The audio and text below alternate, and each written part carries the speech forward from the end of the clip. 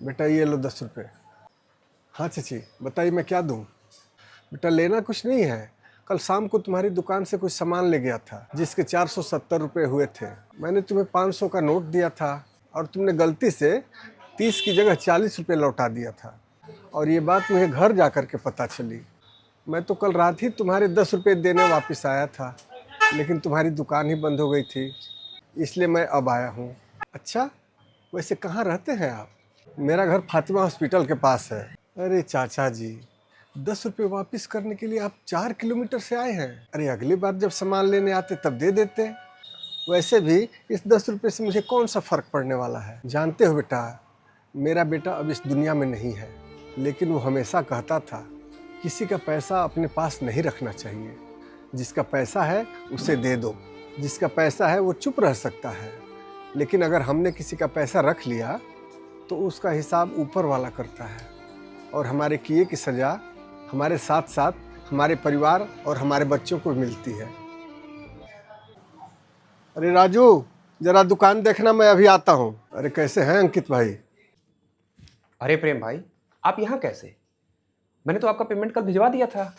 हाँ अंकित भाई, आपका पेमेंट कल मिल गया था, लेकिन मैंने जब हिसाब मिलाया तो उसमें 250 रुपये ज़्यादा थे।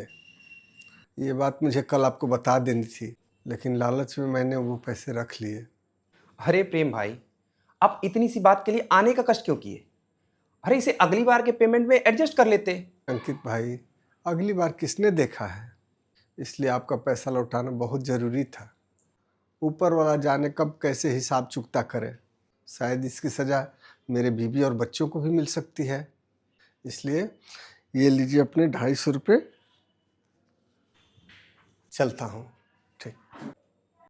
हाँ बेटा बताइए। चाचा जी नमस्ते।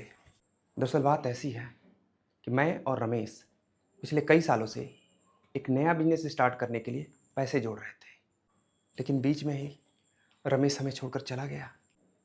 हम दोनों ने मिलकर 30 लाख रुपए जमा किए थे, लेकिन रमेश ने इसके बारे में कभी मुझसे जिक्र तो नहीं किया। और ये बात हम दोनों के अलावा कोई नहीं जानता। इसीलिए मेरे मन में लालच आ गया, लेकिन आज मेरे एक दोस्त की वजह से मेरे ज़मीन ने मुझे बुरी तरह से झकझोरा, और मुझे एहसास हुआ कि अगर मैं किसी का पैसा खाऊं तो उसकी हाय मुझे ही नहीं, मेरे बीवी बच्चों को, मेरे परिवार को भी लग सकती है। और रमेश भी तो यही बोलता था।